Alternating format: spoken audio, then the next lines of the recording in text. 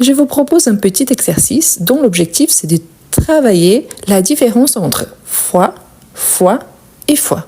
Vous voyez que par rapport à la prononciation, on les prononce tous de la même façon. Fois, fois, fois. Mais vous voyez que par rapport à l'écrite, donc il y a ici, il n'y a rien à la fin. Ici, il y a un E. Ici, il y a un S. Donc, quelle est la différence par rapport au sens? Donc, foi avec I, c'est par rapport à une croyance. Foi avec E à la fin, c'est un organe. Foi avec S, c'est par rapport à une quantité d'une répétition. Donc, c'est pour ça que c'est différent. Donc, vous voyez que la façon d'écrire, elle est différente et les sens aussi. Parfois, on peut utiliser dans la même phrase tous les trois avec des sens différents dans les sens qui, je sais pas, une phrase complète, je peux utiliser tous les trois. Il faut savoir, bien évidemment, les sens attribués. Tout d'abord, on a. Pour rester en bonne santé, il faut prendre soin des sons foi. Ici, je sais que c'est foi, mais lequel? Foi tout seul, foi avec E à la fin ou foi avec S?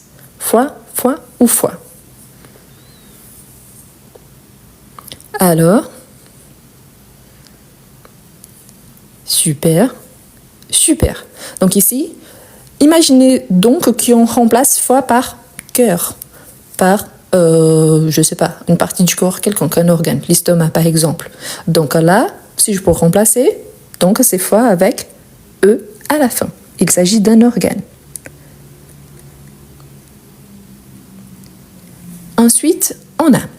C'est la première fois que je visite Paris et c'est magnifique. C'est la première fois que je visite Paris et c'est magnifique. Ici, il s'agit de foi tout seul, foi avec E ou foi avec S. Parfait. Donc ici, on parle d'une quantité qui peut avoir après une répétition. Donc c'est la première fois avec S que je visite Paris et c'est magnifique. Elle a eu une grande foi en ses amis. Elle leur fait toujours confiance.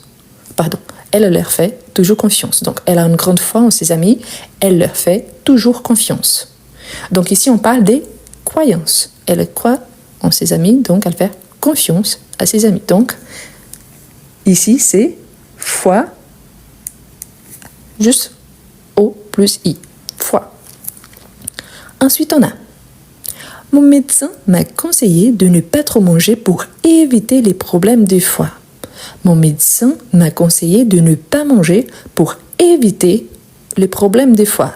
Donc, foie I, foie E, foie S. Parfait. La même chose. Essayez de remplacer foie par une autre partie du corps ou un autre organe. Donc ici, c'est le foie. Donc, foie. Ensuite, on a. La dernière fois que nous sommes allés au cinéma, le film était très drôle. La dernière fois que nous sommes allés au cinéma, le film était très drôle. Donc ici, c'est foi, O-I, foi, O-I-E, foi, O-I-S. Parfait. Donc ici, c'est dans un sens de ton, de répétition. Donc, foi avec S. Parfait. Ensuite, on a. J'ai eu du mal à y croire, mais j'ai gardé la foi. J'ai eu du mal à y croire, mais j'ai gardé la foi. Parfait. Ici, on a même, dans notre phrase, on a déjà le verbe croire. Donc, on parle d'une croyance. Donc, j'ai gardé la foi. Donc, ici, foi avec I, seulement. Ensuite, on a. Le foie gras est une spécialité culinaire du sud-ouest de la France. Le foie gras est une spécialité culinaire du sud-ouest de la France. Voilà, je vais un petit peu mélanger, mais n'oubliez pas, le foie gras, donc, c'est un organe du corps d'un canard, d'un volaille, donc, foie gras. Donc, si on pense dans ce sens-là, foie avec E. Ah, et très, très important aussi. Foie, ici, on a le déterminant masculin. Mais quand on dit foie ou foie, avec S ou rien à la fin, c'est féminin. Ma foi, ta foi, la foi. Donc vous voyez, ici c'est la féminin, ici c'est le. Donc ça aussi, le déterminant, l'article masculin ou féminin, il sert à indiquer les genres Et là, c'est pour changer aussi et nous aider à identifier s'il s'agit de l'un ou de l'autre. Il était une fois une princesse. Il était une fois une princesse. Parfait. Ça, c'est le début de plusieurs contes de fées. Donc, on commence toujours par il était une fois. Ça veut dire la première fois de quelque chose. Donc, fois avec S. Super. Combien de fois par semaine fais-tu du sport? Combien de fois par semaine fais-tu du sport? Combien de fois? Donc, fois OI, OIE, OIS. Parfait. Ici, on parle de répétition. Une fois, deux fois, trois fois. Donc, fois avec S. Très important. C'est un mot que, soit au singulier, soit au pluriel, on a bien remarqué qu'on utilise toujours avec S. OK? Ils ont perdu leur foi en ces projets après de nombreux échecs. Ils ont perdu leur foi en ces projets après de nombreux échecs. Voilà. Ils n'y croient plus. Donc, ils ont perdu leur foi, leur croyance. Donc, foi, pas de S à la fin. Très, très important dans un contexte où on parle de plusieurs croyances. Donc, si on parle, par exemple, au pluriel, on pourrait trouver foi avec S à la fin. Mais là, ça serait un contexte très spécifique. OK? Et en général, on utilise en tant que mot dans un sens général, donc singulier. On dit qu'un excès d'alcool est très mauvais pour le foie. On dit que l'excès d'alcool est très mauvais pour le foie. Parfait. Ici, on parle d'une partie du corps. Donc, il y a à nouveau le déterminant masculin. Donc, le foie avec E à la fin. Et finalement, notre dernière phrase, on a « Cette fois, je ne vais pas oublier de téléphoner. C'est promis. » Cette fois, je ne vais pas oublier de téléphoner. C'est promis. Parfait. Ici, on parle de cette fois-ci. Donc, c'est un événement qui se répète. Donc, cette fois avec S. Parfait. Ici, vous voyez que l'objectif, c'était juste de montrer, c'est un mot qu'on utilise énormément, surtout à cette époque de l'année, ici en France. Du coup, c'est bien de savoir que oui, la prononciation, elle est identique. Par contre, les sens attribués est différent pour chaque mot. Et parfois aussi, on a le fait qu'on a des mots masculins, on a des mots féminins, on a des mots qui on garde le S, soit au pluriel, soit au singulier. Donc, c'est important de bien identifier. Pourquoi? Parce que c'est plus facile d'identifier au moment que vous devez écrire un petit texte, écrire un petit message. Donc là, c'est plus simple. D'accord? Voilà. Je vous laisse faire la capture d'écran pour ceux qui aiment bien. Pour ceux qui sont arrivés après, donc bonjour, soyez le bienvenu. Moi, je m'appelle Rose Gomez. Normalement, le live a lieu samedi-dimanche, les week-ends. Mais là, aujourd'hui, c'est ma pause déjeuner, donc j'en ai profité. Je vous rappelle qu'il y a ma chaîne YouTube. Pour ceux qui ne sont pas encore abonnés, je vous invite à vous abonner ici sur TikTok, mais surtout sur ma chaîne YouTube. Pourquoi? Parce qu'ici, sur TikTok, je vous partage surtout de 3 petites vidéos, un petit extrait, 1 minute, 2 minutes, maximum 2 minutes et demie. Sur ma chaîne YouTube, il y a la vidéo complète. Par exemple, hier, je vous ai partagé un texte niveau A2. J'ai eu énormément de gens qui me posaient la question j'aimerais bien le texte complet. Mais là, vous voyez qu'il y a sur la vidéo, ça apparaît en haut et en bas, les noms de ma chaîne.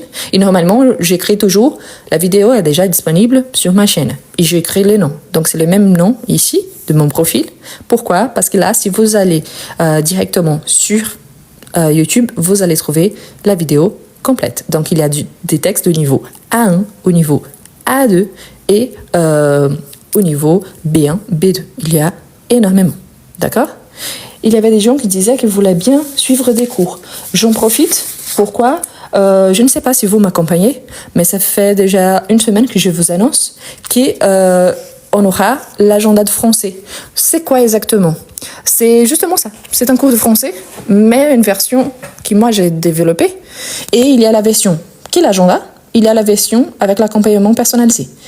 Ici, l'agenda, c'est un outil de travail. Donc, c'est comme un agenda que vous achetez, par exemple au Carrefour, à Fnac. Et là, chaque jour de l'année, il y a un sujet à travailler selon votre niveau. Soit le niveau A1, A2, A2, B1, B1, B2 ou B2. Et il y a l'accompagnement personnalisé. Pourquoi ? Si vous avez, par exemple, aujourd'hui, on va travailler un podcast.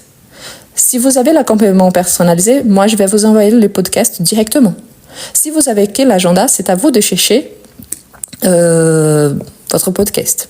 Aujourd'hui, on va travailler, je sais pas, l'accord du passé composé. Donc, je vous envoie l'explication. On va faire des exercices. Je vous envoie les exercices. C'est une production écrite. Je vais faire la correction pour ceux qui prennent l'accompagnement personnalisé. Mais pour ceux qui achètent l'agenda, il y a toutes les recommandations, mais il n'y a pas l'envoi du matériel et non plus il n'y a pas de correction. Donc c'est pour ça qu'il y a cette différence, en sachant que je comprends très bien qu'il y a des gens qui ne peuvent pas se permettre. C'est quand même, ici c'est un abonnement annuel, ici c'est acheter un produit comme vous faites quand vous achetez votre agenda au supermarché.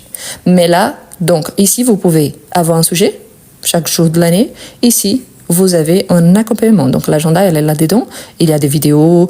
Donc, je vais faire des vidéos que je vais vous envoyer un lien privé qui ne sera pas partagé sur ma chaîne YouTube. Tous les jours, sur ma chaîne YouTube, à 17h, heure française, je vous partage une vidéo. La différence, c'est qu'il y a la vidéo que je vais partager en tant qu'accompagnement personnalisé, en tant que cours de français. C'est exclusivement pour ceux qui ont acheté. C'est mes élèves.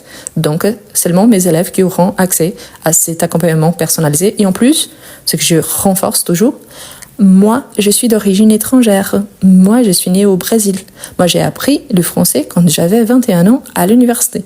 Donc, aujourd'hui, en tant que prof de français, diplômée, agréée, donc, j'ai l'expérience en tant que professeur, donc un didactique pour mieux apprendre, mais j'ai aussi le vécu de apprendre le français quand j'étais déjà adulte, de vivre une culture différente de la mienne, d'habiter en France. J'habite en France depuis presque 8 ans, donc d'habiter en France en tant qu'étrangère, c'est qu'on vit, qui ont soumis à tous les jours. Hein. Donc par exemple, si j'ai besoin d'aller renouveler mon titre de séjour, si j'arrive, par exemple, ma première fois que je suis allée à la boulangerie, que je suis allée au supermarché, donc toutes ces situations-là, moi, je les ai vécues en tant qu'étrangère. Donc je parle aussi de tout ça. D'accord ? Voilà. Pour ceux qui sont français et qui veulent apprendre le portugais, il y aura l'option pour niveau A1, A2. Quelle est la différence ? L'explication là-bas, c'est basée sur le français. Mais moi, je vais expliquer en portugais avec les exemples en français, si ça vous intéresse. Mais là, c'est à vous de décider si ça vaut la peine, parce que moi, je suis prof de français et pas de portugais. Ok ? Mon diplôme me permet de faire tous les deux. Je suis prof également de littérature portugaise et française, spécialiste dans ces cas-là. Mais là, mon objectif, c'est d'apprendre le français. D'accord ? Donc, si vous êtes intéressé, vous voyez ici, sur mon profil, ces petits ronds que je vous indique ici. Voilà. À la fin du live, vous allez appuyer dessus et il va apparaître à nouveau pour appuyer dessus. Vous allez tomber sur mon profil. Sur mon profil, il y a un lien au-dessus de mes vidéos. C'est écrit Linktree. Donc, vous allez cliquer dessus. La première option, c'est ma chaîne YouTube. La deuxième option, c'est comment mieux écrire en français pour ceux qui aimeraient bien mieux écrire en français pour les productions écrites. Ce n'est pas un livre de grammaire, non, c'est pour la production écrite. Et ensuite, il y a donc, je suis intéressée par l'agenda de français 2025. Donc c'est là que vous allez remplir un petit formulaire et je vous contacterai la semaine prochaine pour l'achat de l'agenda de français. Mais j'aimerais bien savoir les prix, comment ça se passe. Moi, j'ai envoyé pour la plateforme avec laquelle je travaille. Comme il y a encore les impôts à calculer et tout ça, je ne peux pas vous préciser les prix pour l'instant. Mais je pourrais le faire la semaine prochaine. Et en plus, là, ceux qui ont envoyé le message, ils seront le premier à le savoir. Les 10 premiers auront un bonus, bien évidemment, parce qu'ils sont là en train de soutenir mon travail. Si il y a des Brésiliens là, surtout parce que les Brésiliens, parfois, ils comprennent, mais ils ne sont pas capables de parler.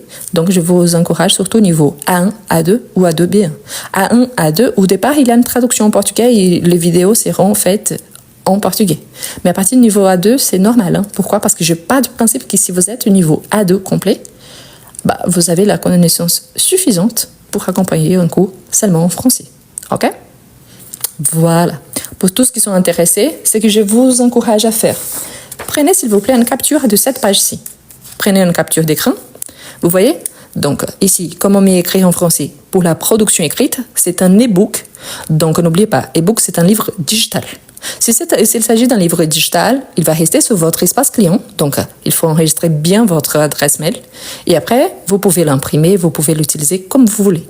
Mais là, comment mieux écrire en français? C'est un livre, donc un e-book, un livre donc numérique. Et je conjugue, c'est la base de la base pour ceux qui sont en train de commencer à apprendre le français. Pourquoi? Il y a des tableaux de conjugaison, c'est justement pour les gens qui sont...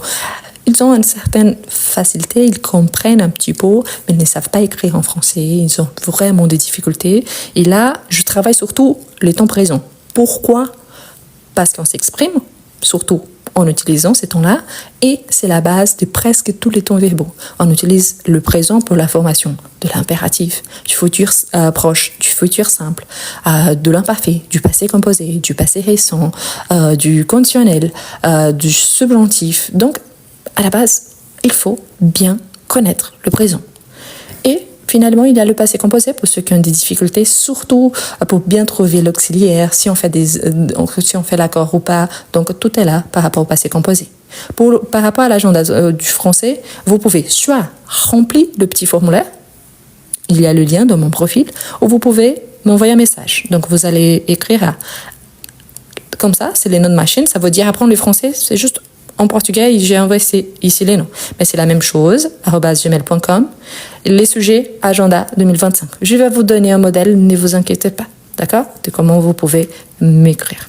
Je vous invite juste à faire la capture d'écran, comme ça, après vous pouvez m'écrire. Ce modèle ici, ça a été la semaine dernière. Vous voyez qu'il est très proche, mais en même temps. Donc voilà, je vous lis. Bonjour madame, je m'appelle Marie, je suis étrangère et j'habite en France depuis 2020. Je voudrais apprendre le français, mais je ne sais pas bien écrire pour le moment. Par contre, je suis très motivée et prête à travailler. Pouvez-vous m'aider à progresser? Merci beaucoup pour votre réponse, bien cordialement. Marie Dupont. J'utilise toujours Dupont, hein. C'est un nom très connu. Donc voilà. Donc vous pouvez utiliser comme ça et voilà. En sachant que c'est un produit. Donc, ce n'est pas gratos. Gratos, vous pouvez avoir sur ma chaîne YouTube. Il y a une nouvelle vidéo tous les jours à 17h, heure française. D'accord? Donc, tous les jours à 17h, heure française, il y a une nouvelle vidéo. Normalement, je les découpe. Par exemple, aujourd'hui, on a fait un exercice et un texte. Je vais les découper, je vais partager l'exercice et ensuite, je partage le texte. Parce que sinon, la personne, elle ne regarde pas jusqu'à la fin. Donc, voilà. Mais en tout cas, c'est que je vous invite. Vous êtes intéressés?